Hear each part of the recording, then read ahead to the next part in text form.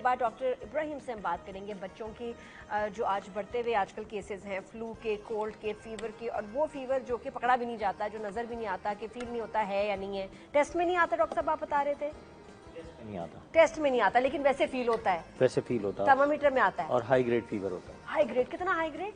कई दफ़ा तो हमने अभी लास्ट ओपीडीज में जो देख रहे हैं वो 101, 103, 104, और कई दफ़ा आप अगर लैब टेस्ट करवाते हैं सीबीसी नॉर्मल जो कंप्लीट ब्लड काउंट्स जो होते हैं वो नॉर्मल आ रहे होते हैं, हालांकि वो एलिवेटेड बड़ा आना चाहिए। होना चाहिए। हाँ। दूसरा, अगर आप ब्लड कल्चर्स पे जाते हैं तो हम सोच रहे होते हैं कि ये जो लास्ट मंथ्स बैक जो XDR टाइफॉइड आया था, जो ड्रग रेजिस्टेंट टाइफॉइड जो था, जो हमारे शहर में सबसे ज़्यादा आया था, वो शायद वो भी नेगेटिव आ रहे हैं ब्लड कल्चर्स।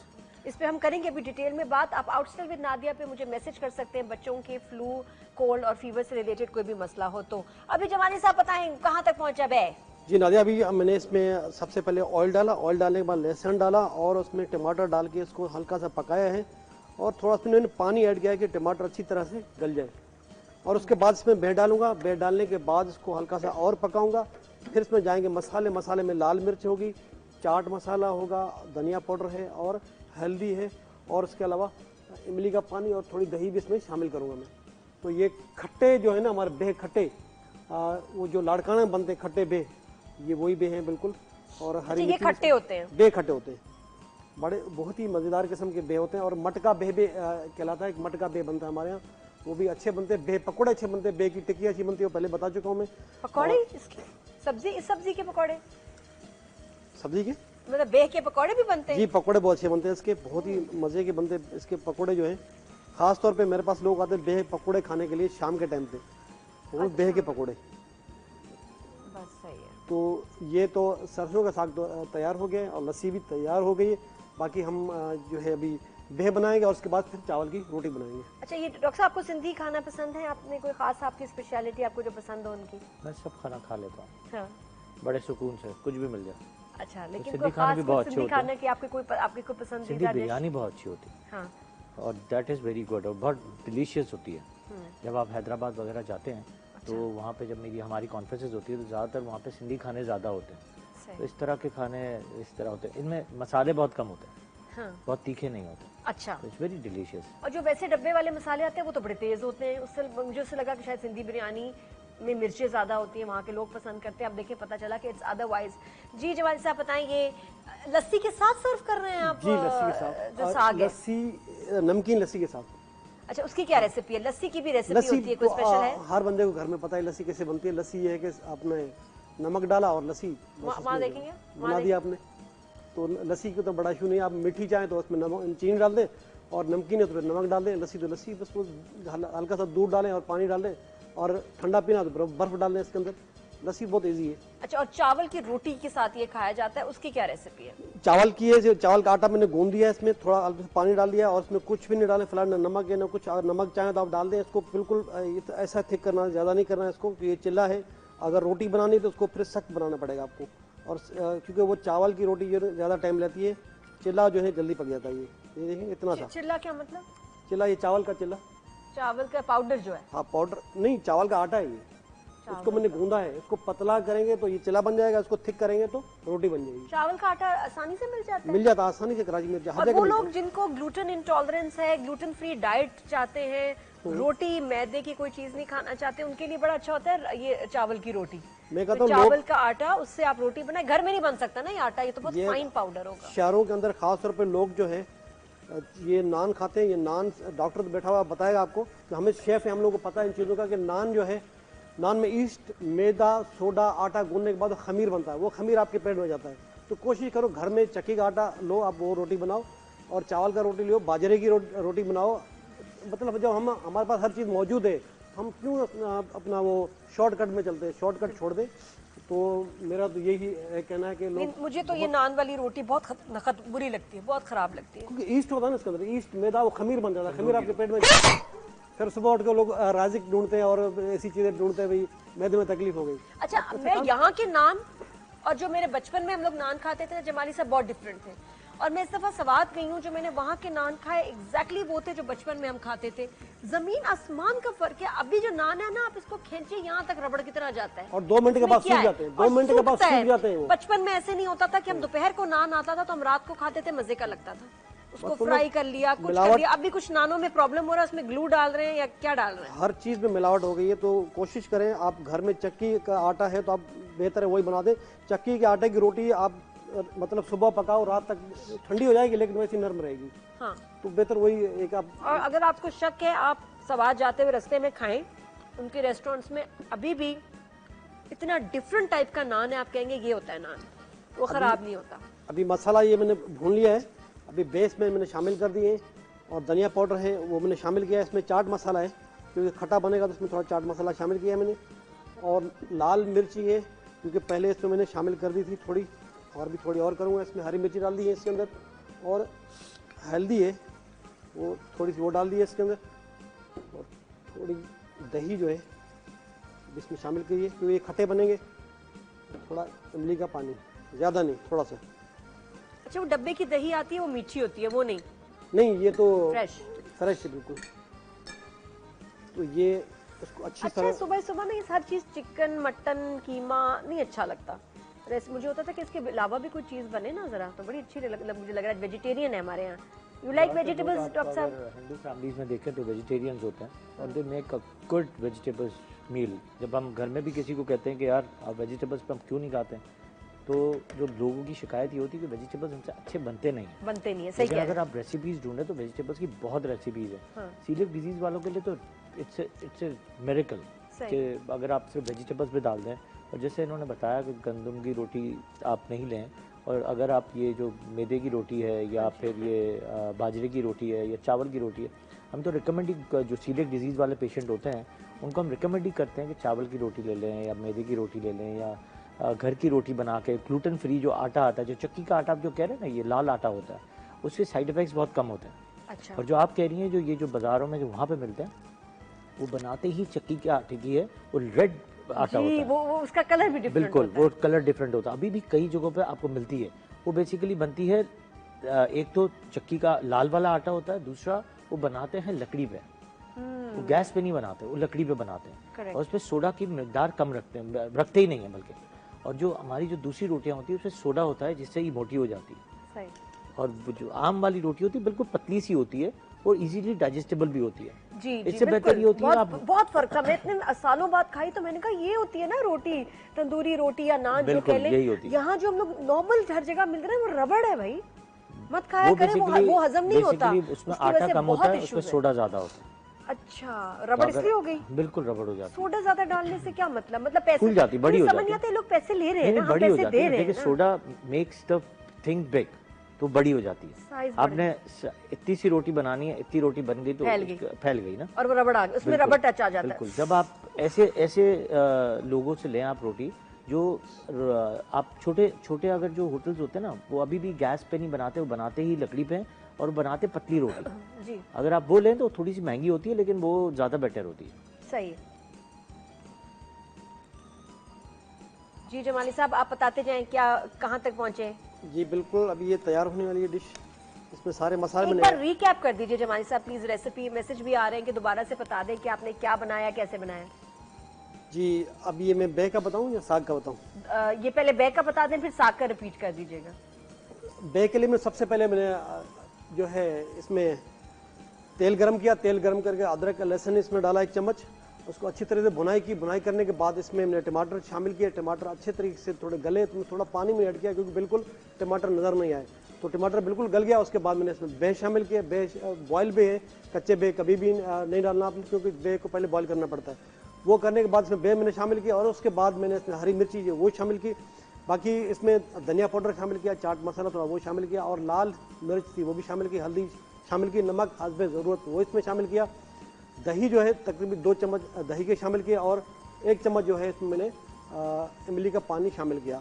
तो सब चीज़ों को अच्छे तरीके से इसमें मिक्स किया है और अब ये पक रहा है। तो थोड़ा पानी खुश्क रहेगा, ऑयल ऊपर आ जाएगा तो बे तैयार हो जाएंगे। और इससे पहले मैंने सरसों का साग बनाया है, उसके लिए भी सबसे पहले मैंने ऑयल डाला इसके अंदर, पतीले के अंदर। उसके बाद फिर इसमें लहसुन डाला, लहसुन डाल के फिर उसको हल्का सा मैंने इसमें 2 चम्मच जो मक्खन के भी डाल दिए। और उसके बाद अच्छी तरीके से पक गया। पकने के बाद फिर मैंने बॉयल किया हुआ साग जो है वो इसमें मैंने शामिल किया। उसके बाद फिर अच्छे तरीके से पकाया, इसमें नमक, लाल मिर्च, हल्दी इसमें शामिल की और उसके बाद थोड़ी लस्सी जो है इसमें मैंने शामिल की है। तकरीबन समझ लें कि आधा गिलास लस्सी जो है उसमें मैंने शामिल किया। लस्सी बिल्कुल जो है पतली नहीं होनी चाहिए, अगर पतली है तो मैं थोड़ा सा आटा डाल दें उसके अंदर, क्योंकि वो साग जो थोड़ा थिक रहेगा। तो ये मसाले इसमें मैंने शामिल किए। पकने के बाद आप डिश आउट करेंगे, ऊपर से फिर मक्खन डाल दिया और साथ में एक लस्सी के गिलास मैंने बना के रखा हुआ है, वो भी आपके सामने। और अभी बेह जो ये बन रहे हैं, बेह का ऑयल ऊपर आने लगा है। जैसे बेह तैयार हो जाएंगे तो फिर मैंने चावल की रोटी बनानी है चिल्ला, ठीक है जी। तो ये आज की ये रेसिपी हमारी जो है बन रही है। और Very nice. आपको फरमाइश करना भी चाहें तो मुझे अगर खाना है तो आप ज़रूर मेरे रेस्टोरेंट पे आए। सिंधी खाने का जिसको भी शौक है, पल्ला मच्छी और ये जितनी सारी चीज़ें आपने हैं। पल्ला मच्छी खाई है? क्या क्या मैंने कभी नहीं खाई, क्या इसमें खास बात है? इसमें एक तो अगर आप आम मच्छी खाएं और इसमें खाएं ना, वो मीठी होती है, पल्ला इज मीठी? मीठी होती है, रियली लाइक वो क्रैब मीट क्रैब मीट की तरह। बिल्कुल अच्छा, आप अच्छा। बिल्कुल सही कह रही हैं, है ना? हाँ। बिल्कुल मीठी होती है। अगर आप फिश खाते हैं तो मीठी नहीं होती है। और आप अच्छा, यहाँ पे भी कुछ फिशेज हैं जिसमें मीठी होती हैं। अगर आप फिशेज हो ना, लाइन से आप जी, जी, मार्केट जी, में जाएं और फिशेज अलग अलग बनवाएं ना, तो कुछ एक होती है, उसका नाम मुझे भूल गया हूँ, हीरा होती है, पता नहीं कौन सी होती है, उसमें फिशेज वो मीठी होती है अच्छा अच्छा, और उसमें कांटे होते हैं। सही सही, बहुत ज़बरदस्त। Thank you so much. हमारे साहब जैसी रेडी होगी तो इसको डिश आउट करेंगे और फिर मैं इसको ट्राई भी करूंगी। डॉक्टर साहब, कमिंग टू यू नाउ, हम अपने डिस्कशन करते हैं वही कि जो बच्चों को क्या जिन्होंने फ्लू शॉट्स भी लगाए हैं, पेरेंट्स का ये कहना था कि उनको फिर से फ्लू हो रहा है, उनको हो रहा है, कोई फ़र्क नहीं पड़ा, flu shots are not working, कोई ऐसी बात है? बिल्कुल है। बेसिकली होता क्या है कि जब आपकी रेजिस्टेंस पावर कम हो ना, तो फ्लू शॉट्स काम करते हैं, लेकिन बहुत अच्छे मिकदार में काम नहीं करते हैं। और वैसे भी अगर वैक्सीन को देखा जाए तो 60% काम करते हैं। फ्लू का मतलब ये नहीं है कि फ्लू वैक्सीन का मतलब आपको फ्लू निमोनिया नहीं करवाता। फ्लू का मतलब ये है कि आपको फ्लू, आपने शॉट लगाया, फ्लू हो सकता है, लेकिन फ्लू की जो इंटेंसिटी और जो हाई रेंज है वो ज़्यादा नहीं होती। जैसे कि आप नमूनिया नहीं होता, तो नमूनिया बेसिकली सबसे खतरनाक चीज़ फ्लू में नमूनिया होता है, जो वायरल नमूनिया की तौर पर होता है, जो इन्फ्लुएंजा वायरल नमूनिया कहते हैं, उससे आप बच जाते हैं। सही सही। तो आपने भी रिसेंटली कुछ शिकायतें देखी हैं कि वायरल इन्फेक्शन ज़्यादा फैल गई हैं, बच्चे जो भी आ रहे हैं किस प्रॉब्लम्स की वजह से आ रहे हैं? पेरेंट्स दो वजह से आ रहे हैं। एक तो वायरल फ्लू ज़्यादा है, सेकेंडली फ्लू के साथ फ्लू डायरिया हो रहा है, गैस्ट्रो हो रहा है, इस पर वॉमिटिंग सबसे ज़्यादा है। और इसके बाद जो है वॉमिटिंग्स अगर जब रोकना की कोशिश करते हैं तो डायरिया शुरू हो जाता है। तो ये बहुत ज़्यादा हमने अभी देखा है, और इस पर ट्रीटमेंट आपको कुछ नहीं देनी वो होती। हम आपको ट्रीटमेंट जो है क्या नहीं, हम आपको बताएंगे ब्रेक के बाद। ब्रेक आ गया एकदम, तो अब आप लोग मुझे मैसेज कर सकते हैं और मैं आपके मैसेज पढ़ूंगी भी जो ऑलरेडी रिसीव हो गए हैं मुझे, कि जी बच्चों के मसाइल से, छोटे बच्चों की खास तौर पे हम बात कर रहे हैं, तो उनसे जो मौसम चेंज हो रहा है उससे रिलेटेड जो मसले मसाइल आपको पेश आ रहे हैं, डॉक्टर इब्राहिम आपको बताएंगे हमारे शो में। Keep watching. Good morning.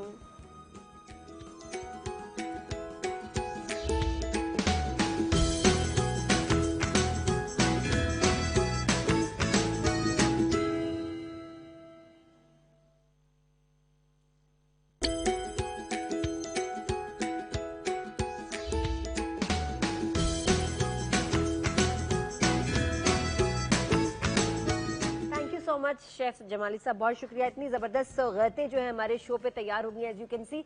Lotus, अब मैं इसको टेस्ट करूंगी थोड़ा सा आराम से। तो आपने खाया हुआ है ये कभी? मज़े का होता है।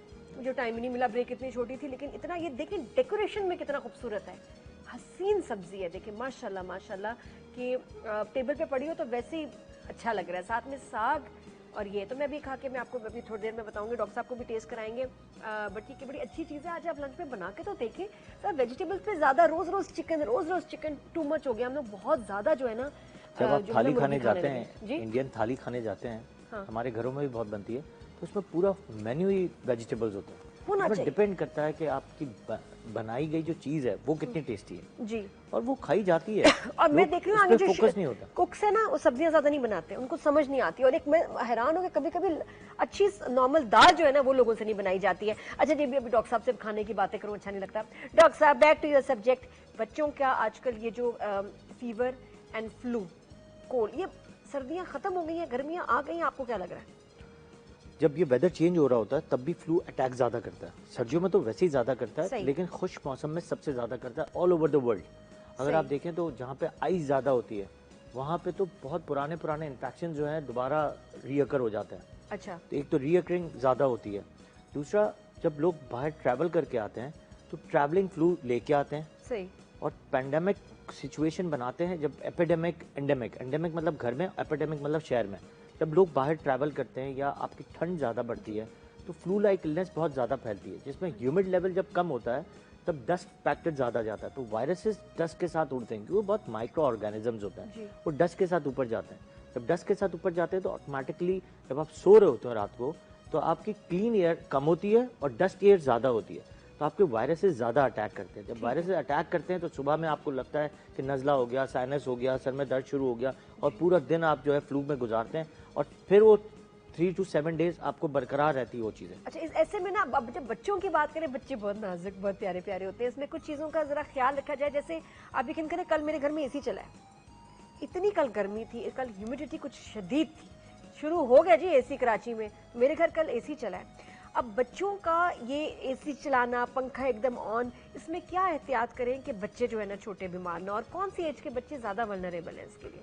देखिए एज नहीं है, सब बच्चे नहीं, सब मैमल मैंने ह्यूमन बीइंग आप पूरे अफेक्टेड होते हैं। जब एक आदमी होता है तो दूसरे होता है। दूसरा, कुछ बच्चे काफ़ी अरसे से स्कूल नहीं गए, अब जब स्कूल जाना शुरू कर रहे हैं तो वो इन्फेक्शन एक दूसरे से कैरी करके ला रहे हैं जी। अब वो जो घर में छोटा बच्चा है वो ज़्यादा इन्फेक्टेड हो जाता है। हाँ। फर्ज करें घर में 4 लोग हैं, एक अब्बा जो है जॉब पे जा रहे हैं या अम्मा घर पे हैं या 2 बच्चे स्कूल जा रहे हैं, तो अब्बा अलग इन्फेक्शन ला रहे हैं और भाई बहन जो है अलग इन्फेक्शन ला रहे हैं, तो छोटा वाला बच्चा जो है 4 दफ़ा इन्फेक्टेड हो जाएगा। हाँ। कई दफ़ा कहा जाता है कि 200 वायरसेस और बैक्टीरिया जो है हमारे इर्द गिर्द घूम रहे होते हैं। सही।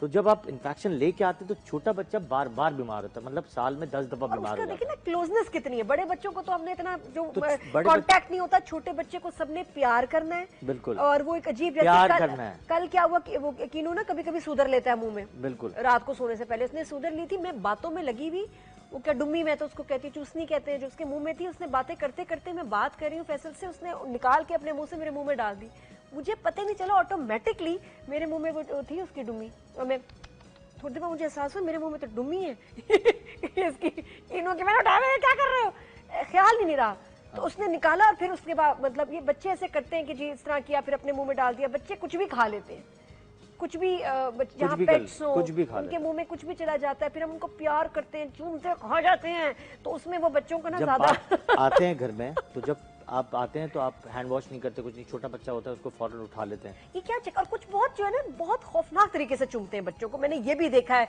एक कुछ बड़ों को, अच्छा ये भी डॉक्टर साहब बात करें कि बच्चों को आप प्यार करें, खा ना जाए। कुछ ऐसे लोग प्यार करते हैं अपने बच्चों को कि लगता है कि अभी खाया, अभी खा गए, मत खा जाओ उसके गालों को, मुझे डर लगता है क्योंकि मतलब गाल चूस लेंगे, मुंह पे ऐसे प्यार करते हैं कि आपका ऑब्वियसली मतलब आपका सलाइवा बच्चे के मुंह के पास लगता है, कान पे फड़ाप फड़ाप करके पपियां देना, व्हाट इज दिस, ये नहीं करना चाहिए। ये मतलब ये एक फैक्ट है कि हमारे यहाँ बहुत गलत तरीके से हम बच्चों को प्यार करते हैं, जिसमें जर्म्स का, ठीक है आप पेरेंट्स हैं, आप माँ हैं, मैं माँ को भी कहती हूँ एहतियात करें, बड़ी बहनें भी हैं, भाई हैं, तो जरूर ख्याल करें कि बच्चे को खाना नहीं है, बच्चा खाने की चीज नहीं है। कई दफा आप देखती होंगी होठों पे आप किस कर देते हैं, करते हैं, इन्फेक्शन हो जाता है, फिर आपने कई दफा कई बच्चों को देखा होगा यहाँ पे पूरे पूरे पैचेस बन जाते हैं। हाँ। वो हमारी जो थूक के अंदर जो सलाइवा होती है वो आपके एसिड यहाँ पे डाल देती है। फिर हाँ। अगर किसी बच्चे को हल्का सा भी एलर्जी है या ड्राइनेस है तो वो एटॉपिक डर्मेटाइटिस करा देता है यहाँ पे और वो पूरा पैच बन जाते हैं। तो आप एहतियात करना चाहिए, क्योंकि होता क्या है कि आप जब जितना करीब आप देखिए, वैसे भी एक नॉर्मली कहा जाता है कि you have to make a distance. अब लोग क्या करते हैं, अब बच्चे को ले गए, शादी में ले गए या कहीं भी दावत में ले गए, उसको किसी हर एक के हाथ में दे रहे हैं, किसी के हाथ में जर्म्स हैं, किसी के हाथ में जर्म्स नहीं है। अच्छा, जर्म्स हमारे सबसे ज़्यादा यहाँ से ट्रांसफॉर्म होते हैं। अच्छा। हाथों से क्यों होते हैं? क्योंकि अगर फर्ज करें मैंने किसी के साथ हाथ मिलाया तो होता क्या है कि यहाँ जर्म्स आया तो ये हमारा एरिया बहुत हीटेड होता है। सही। तो यहाँ से जर्म्स इवेपोरेट ज़्यादा होते हैं, जैसे हम परफ्यूम्स यहाँ लगाते हैं, यहाँ से इवेपोरेशन ज़्यादा होती है, फिर हम गले मिलते हैं तो यहाँ पे इन्फेक्शन लग गया, ऑटोमेटिकली दूसरे बच्चों को लग रहा होता है। तो ये थोड़ा सा ख्याल रखना चाहिए। अच्छा, एक और प्रैक्टिस है कि माएँ जो है ना बच्चों को ये कि बच्चा साबित नवाला नहीं खा सकता तो चबा के भी देती हैं। बिल्कुल देती हैं, बिल्कुल देती ये हैं। हमारे कॉमन प्रैक्टिस है बिल्कुल देती हैं। कि ग्राइंडर में ग्राइंड नहीं करना, क्या जरूरत है, खुद ही नवाला लिया नम नम नम करके, और ये सोच के कि जी माँ के मुंह का है तो वो बच्चे को बीमार नहीं करेगा। ये कहाँ तक नहीं, बात ऐसा सही है? ऐसा इसमें कोई कुछ भी नहीं है। साइंटिफिक बीमार कुछ है? किसी को भी कर सकता है। ये जो झूठा खाना होता है, इससे बेसिकली मैंने होता कहा ना क्या है, जरा कि आपके जो समझाएं इस बात को, लबाब क्योंकि होता है, कॉमन आपका है। जो लबाब मतलब थूक जो है, हाँ। वो जब इन्फेक्टेड होगा, आपको नहीं पता कि आपके जॉज में, आपके टीथ में, आपके गले में कोई इन्फेक्शन है या कोई भी एसिड है ज़्यादा, तो अगर आपने किसी भी बच्चे को इस तरह करके खिला दिया तो ऑटोमेटिकली वो इन्फेक्शन उसको आपने पहुंचा दिया। अच्छा, माँ तो फिर- कहेगी मैं बीमार तो नहीं हूँ। नहीं, आप बीमार, कई दफा तो आपकी कोई चीज नहीं होती, लेकिन दांतों में इन्फेक्शन, दांतों में तो जरासीम होते ही होते हैं। इन्फेक्शन होगी, लेकिन आपकी बॉडी तो फाइट कर चुकी है या बिल्कुल। कर रही है। बच्चे की बॉडी क्या फाइट करेगी उस बच्चे इन्फेक्शन की को? बॉडी फाइट नहीं करती है। बच्चे की बॉडी वो इन्फेक्शन लेती है और इसके अंदर फिर वही डायरिया, वॉमिटिंग, ये सब शुरू हो जाता है, और इसके बाद जो है आपके इन्फेक्शन रेशो बढ़ता रहता है। फिर वो चीज़ आप नोट नहीं करते हैं। अब पता चलता है कि आप दूसरी चीज़ों पे चले जाते हैं, दूसरे इन्फेक्शन को ट्रीट कर रहे होते हैं, और ये जो मेन इन्फेक्शन है वो रोज कर रहे होते हैं। दूसरा, आपने एक बात कही कि ग्राइंडिंग बच्चों को नहीं करानी चाहिए। जब भी 6 महीने का बच्चा हो, हमेशा प्रोसेस्ड फूड कभी नहीं देना चाहिए, हमेशा मैश फूड देना चाहिए, क्योंकि एक माइलस्टोन 6 महीने पे आता है, वो है च्यूइंग हैबिट। जी। तो इस पे आपके बहुत फोकस होना चाहिए। किसी भी बच्चे को प्रोसेस्ड फूड पे नहीं तवज्जो देनी चाहिए। माओ को हमेशा कहना क्या चाहिए, मतलब प्रोसेस फूड पे तवज्जो? ग्राइंडिंग, जो आपने एक बात की ना, ग्राइंड करके खिलाना चाहिए। जी। ग्राइंडिंग और प्रोसेस नहीं करना चाहिए। ग्राइंडिंग नहीं करनी चाहिए? नहीं, 6 मंथ्स के बाद आपको बच्चे को मैश करके देना चाहिए। अगर मैश, आपकी अच्छा। परसेंटेज देखनी चाहिए हाथ से, सही। वरना च्यूइंग हैबिट नहीं आती। सही। देखिए, एक बच्चा खाना खाना शुरू करता है, कई दफ़ा यही प्रॉब्लम होता है, जो माएँ प्रोसेस फूड पे चली जाती हैं, उनके बच्चे जब 1 साल, 1.5 साल, 2 साल के होते हैं तो वो कुछ खा नहीं सकते, क्योंकि उनकी डायरेक्ट हैबिट होती है उतारने की पेट में। सही। तो ज़्यादा बेटर है कि आप च्यूइंग हैबिट की आदत डालें, कि च्यू करे बच्चा, सही। और उसको आप 85%, 80%, 70% मैश करते हुए जाएं एज पर द एज। अच्छा, किसी ने पूछा कि जो हम बच्चों के हाथों पे आजकल सैनिटाइजर्स लगा देते हैं, बाहर होते हैं, या बेबी वाइप्स होते हैं, क्या चीज इस्तेमाल करें कि उनके हाथ मुंह साफ रहे? देखिए, ज़्यादातर तो सैनिटाइजर कहते हैं कि इस्तेमाल करें, लेकिन होता यह है कि मेन काम जो है ना, वो उसमें हाथ मुंह में डालना है। हाँ जी। तो ये कई दफ़ा अल्कोहल से आप बच जाते हैं, कुछ चीज़ें कि आपके इन्फेक्शन यहाँ पे कंट्रोल हो जाते हैं, लेकिन ज़्यादा अल्कोहल जो जाता है, या जो हम पीएच बैलेंस करने के लिए चीज़ें यूज़ कर रहे होते हैं, उससे अंदर जाके हमारी बॉडी में बहुत ज़्यादा मुश्किलात पैदा होती हैं। इसमें एसिडिटी बढ़ती है, इसमें बदहजमी बढ़ जाती है, इंडाइजेशन बढ़ जाता है। तो और जब आप सैनिटाइजर यूज़ करके जब खाना खाते हैं हाथ से, तब भी आपकी जो इंडाइजेशन बढ़ती है, कम नहीं होती है, क्योंकि वो एक लेयर बना देता है। सैनिटाइजर एक लेयर बनाता है। अब अगर आप कभी भी सैनिटाइज करें या वाइप्स यूज़ कर लें, तो एक हाथ पे तय बन जाएगी। फिर आपने खाना खाया, खाना खाने के बाद फिर एक तय बना ली, फिर आप कभी भी बेसिन पे हाथ धोएं साबुन से, तो आपको लगेगा बहुत सारी डर्ट निकली है उसमें से। करेक्ट। तो वो ज्यादा अच्छी प्रैक्टिस नहीं है। बच्चों प्रैक्टिस के लिए आप एक ही है। रिकमेंड करेंगे या नहीं? मैं रिकमेंड नहीं करता, मैं कहता हूँ every time wash your hands. नहीं, अगर पानी नहीं अवेलेबल है, मॉल में देखिए, कहीं है, वो एक ऐसे अलग बाहर, बात है, लेकिन फिर foreign- वाइप्स आप रिकमेंड करेंगे या सैनिटाइजर? सैनिटाइजर ज्यादा बेटर है। वाइप्स तो एक बिल्कुल ही एक अलग चीज है। Baby वाइप्स कभी wipes। भी वो नहीं करता, क्योंकि वाइप्स में अल्कोहल नहीं होता, और इसमें प्योर अल्कोहल होता है, जो 95% बेस होता है अल्कोहल का। ठीक। तो वो आपके जर्म्स को मारता है, लेकिन जब अल्कोहल आपके मुंह में जाएगा तो आपको उसके साइड इफेक्ट्स होंगे। साइड है तो फिर बच्चा हाथ में, वो तो हाथ मुंह में जाएगा। बिल्कुल लेता है, लेकिन उसके ऑल्टरनेटिव यही है कि जहाँ मोस्ट प्रोबेबली जहाँ पे आपको पानी मिले, तो वॉश योर हैंड्स प्रॉपर्ली। अच्छा, एक और मैंने दुबई में देखा था, एक सोप है जिसमें वो पानी की जरूरत नहीं है, बस वो आपने उससे साफ किया, हाथ धुल गया, पानी नहीं चाहिए, वो बेहतर है? दादिया, सबसे इम्पोर्टेंट मैंने आपको कहा ना, पानी ही हो। इम्पोर्टेंट। तो अगर पानी आप की देखें बोतल लेके सुन्नत के जाएं। हिसाब से भी हैंड वॉश का एक अपना मजा है। पानी और साथ में सोप हो। आप जितना भी सैनिटाइज कर लें, जितना भी वाइप्स यूज कर लें हाथ में, जब तक आप हैंड वॉश नहीं करते, आपको कभी मजा नहीं आ सकता। अच्छा, ये एक नॉर्मल चीज है, मैंने देखा है कि घरों में बच्चों के हाथ नहीं वॉश, छोटे बच्चों के हाथ वॉश नहीं किए जाते। It is not a common practice. और कभी आप गौर से देखिए, बच्चों के हाथ में इतनी मट्टी होती है, मट्टी होती है, क्योंकि नाखून हर बहुत जगह गंदे होते सीढ़ियों हैं। पे मट्टी, जमीन पे मट्टी, टेबल पे मट्टी, पर्दों पे मट्टी, हर जगह मट्टी आपने है। कई दफा देखा होगा कितने नेल्स, कितने गंदे गंदे नेल्स होते हैं। माएँ जो हैं वो नेल्स नहीं काटती हैं। अच्छा, और फिर इसके बाद फ्लू हो जाए तो लोग कहते हैं सर्दी थोड़ी थी, एसी बंद कर दो उसको, उससे एसी से हो रहा है, पंखा बंद कर दो, बच्चे को पंखे से फ्लू हो रहा है। मट्टी के हाथ नहीं देखे जा रहे। बिल्कुल इम्पोर्टेंट यही। आपने एक दफा अपनी बात कही कि आप दान के नेल्स आप खुद काटती हैं, इतनी बिजी होने के बावजूद। तो मैं सबको यही बताता हूँ कि यार, नेल्स काट के आप जितना इन्फेक्शन आपके यहाँ से है, वॉर्म जाने का, इन्फेक्शन जाने का, बैक्टीरिया जाने का, वायरस जाने का रास्ता सिर्फ हमारे नेल्स और हैंड्स है। करेक्ट। अगर आप इसको क्लीन रखें, जो नहीं रखते हैं लोग, ऐसे ही खाना खा लेते हैं, ऐसे ही वो कर लेते हैं, ना हैंड वॉश करवाती है ना कुछ। अब बच्चा तो हाथ मारेगा ना चीज़ों को और मुंह में लेगा।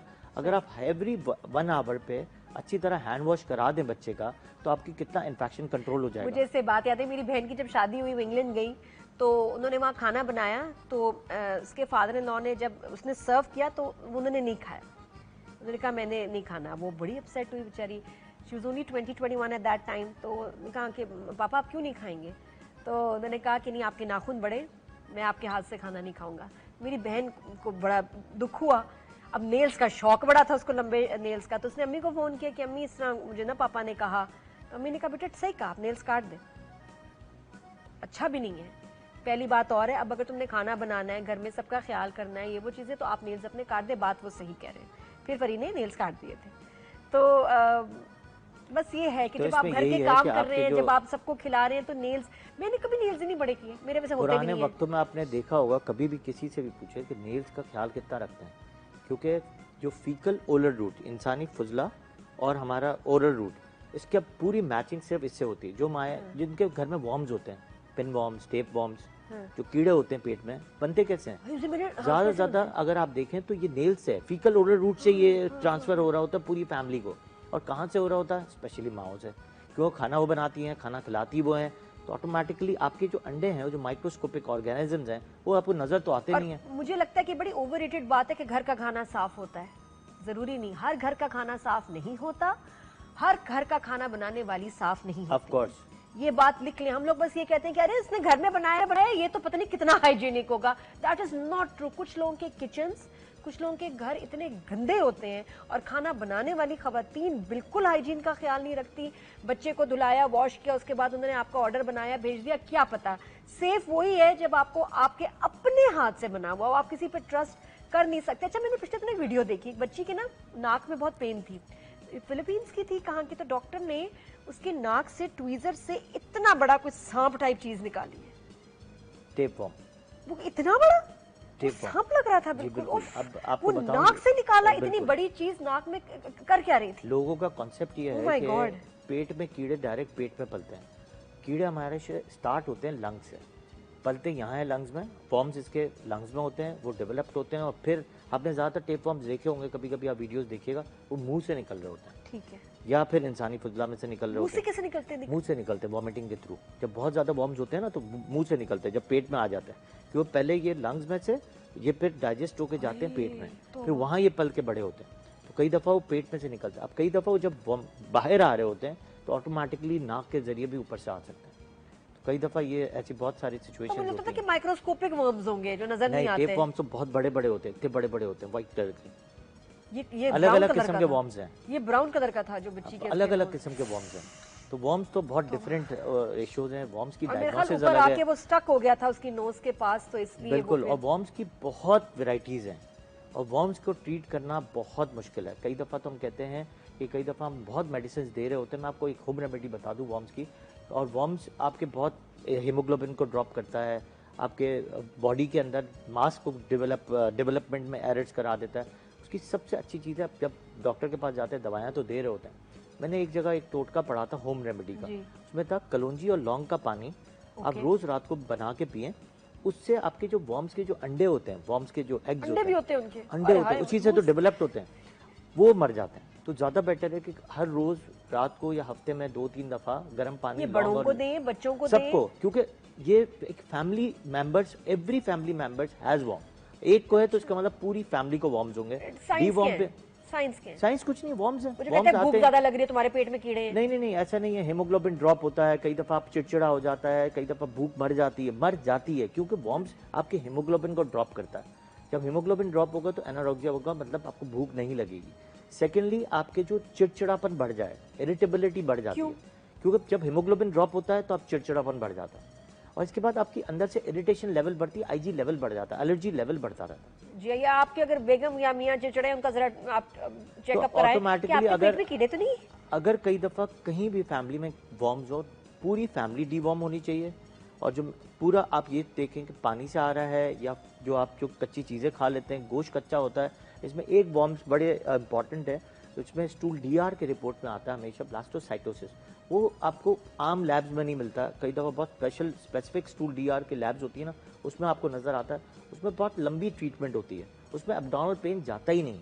अच्छा, अब कितनी छोटी सी चीज़ है और कई दफ़ा पेट में दर्द हो रहा है, पेट में दर्द हो, आप बहुत इन्वेस्टिगेशन करा लेते, पता चलता है कि सिर्फ एक छोटे से वॉर्म्स है, उसकी लॉन्ग टर्म ट्रीटमेंट पे जाए वो ठीक हो जाता अच्छा, है। इसका टेस्ट क्या होगा कि अगर बच्चा वाकई कभी कभी कंप्लेन करते हैं बच्चे कि जी पेट में दर्द है? जैसे स्टूल डीआर का नॉर्मल टेस्ट होता है, जो इंसानी फुजला होता है, उसका जो डीआर होता है वो आप लैब में देते अच्छा, हैं। ऐसे बच्चों को क्या कॉन्स्टिपेशन या लूज मोशंस भी होंगे? लूज मोशन ज़्यादा होते हैं, कॉन्स्टिपेशन नहीं होता, अच्छा, लूज मोशंस होता है। फिर एब्डोमिनल पेन होता है, साइट ये होती है, अपेंडिक्स की साइट होती है, यहीं पे ही वो जमा हो जाते हैं, वो जमा होते रहते हैं वॉर्म्स। तो वो वॉर्म्स को भी निकालना बहुत ज़रूरी। हमने तो बहुत अपनी ट्रेनिंग्स में बहुत सारे देखे हैं कि इतने वॉर्म्स होते हैं, फिर हमें डी वॉर्म करके नीचे पर रेक्टली जो है वो निकालना आप पड़ते देखते हैं। कैसे हैं? अल्ट्रासाउंड से, एक्सरे से, वो अल्ट्रासाउंड से नजर चमकता आते हैं है, कीड़े? बिल्कुल नज़र आते हैं, बिल्कुल नज़र आता है। अल्ट्रासाउंड में भी आते हैं। अब अल्ट्रासाउंड वाले कितने एक्सपर्ट हैं उस पर डिपेंड करता है, आप स्पेशली लिख के भेजते हैं कि ये हमें देखना है। और उसके बाद एक्सरेज में भी वाइट चमक वाली चीज़ें आ रही होती हैं इस साइड पे, तो इस पर आपको वॉर्म्स डायग्नोस हो जाते हैं। अगर बहुत सारा पैच है तो लोगों को डायग्नोस किया सर्जरी करनी पड़ जाती है, अगर वही ये मैंने पैचेस कहा बन कि जाते अगर हैं ज्यादा हो तो सर्जरी भी बिल्कुल हो करनी सकती पड़ती है। है तौबा सर्जरी। तौबा। तो ये तो अवॉइडेंस इज वेरी इंपॉर्टेंट कि आप फ्लू से इसको कहाँ avoid आ करें। गए वर्म्स की तरफ, लेकिन हाँ। ये कि ये भी एक नई चीज पता चली डॉक्टर साहब, क्योंकि हम बहुत सारे शोज में ना सामने सामने वाली बेसिक बातें कर जाते हैं, ये टॉपिक्स टच ही नहीं होते, ये बहुत बातें इंपॉर्टेंट डिस्कस टॉपिक ही है नहीं ये। होती हैं। अब इसमें कई दफ़ा अब मैं कितने दफ़ा डायग्नोस करता हूँ ये स्टूल डीआर से कि हम जो ये जो वॉर्म्स की बात कर रहा हूँ ये आता किससे है। ये जो कच्चा गोश्त होता है इसको प्रॉपर तरीके से हम जो वॉश नहीं करते हैं, या फिर ऐसे जानवर जो मरे हुए हों या बीमार हों उनके गोश्त हम खा लेते हैं और प्रॉपर हम वॉश नहीं करते हैं, तो उससे ये वाले वॉर्म्स बहुत ज़्यादा लेकिन होते हैं, कहते पूरे हैं घरों में हो जाते हैं। पकने से तो सारे जर्म्स खत्म हो जाते हैं, वॉश से क्या फर्क नहीं, पड़ता कई है? दफ़ा तो आप जैसे हल्का सा बारबेक्यू कर रहे हैं या बच्चों को आप जो खिलाते हैं, आप जैसे रेस्टोरेंट्स में जाते हैं हाँ तो जी। हाफ डन कराते हैं या कुछ कराते हैं जिसमें रेड मीट होता है, जी। उससे आपके इन्फेक्शन बहुत बढ़ते हैं। या बर्गर्स की जो पैटीज होती हैं कई दफ़ा अंदर से आप खोलें तो रेड होती हैं, बिल्कुल होती है, तो फौरन वापस किया उसमें करें। इन्फेक्शन होते हैं। और आपको नो डाउट यानी कि रेस्टोरेंट्स में आपको पता है पैसे बचाने के लिए बहुत सारी चीज़ें जो हैं ऐसी की जाती हैं जिससे आपके जो गोश्त हैं या जो चिकन ली जाती है, गोश्त लिया जाता है, वो इसी क्वालिटी का लिया जाता है। जी हाँ, तो ट्रस्ट नहीं आप कर सकते। Thank you so much doctor साहब for being on the show, और इतनी ज़बरदस्त आपने इन्फॉर्मेशन शेयर की है। ये प्लीज़ आप खुद भी शेयर करें, ऑनलाइन अच्छी चीज़ें भी कभी कभी शेयर कर लिया करें जिससे दूसरों का फ़ायदा हो। तो इंशाल्लाह नेक्स्ट टाइम फिर हम और इस पर डिस्कशन करेंगे इसको मज़ीद। कोई ख़ास चीज़ जिस पर आप बात करना चाहेंगे, कोई अरमान आपका? लास्ट आपकी एक बात हुई थी पाइका की, जो लोग बच्चे जो हैं फर्नीचर खा लेते हैं, कारपेट खा लेते हैं, जी जी जी या जी, दूसरी चीज पेंसिल्स पूरी खा लेते हैं, हाँ। उस पर हम डिस्कस कर सकते हैं। बिल्कुल। लाइस पे बात कर सकते हैं, जो जुएं होती हैं अरे उसको लाइस, कैसे खत्म करनी लाइस होती जो है। मेड्स कहती है ना, या जो लड़कियां कहती हैं कि आपके सर में, उनसे आप पूछे सर में जुएं नहीं तो थोड़ी सी है बाजी। वाह वाह, ये जुमला मैंने इतनी दफा सुना है, मैं कहती हूँ फेवरेट जुमला है मेरे। ज्यादा नहीं है जुएं, थोड़ी सी है।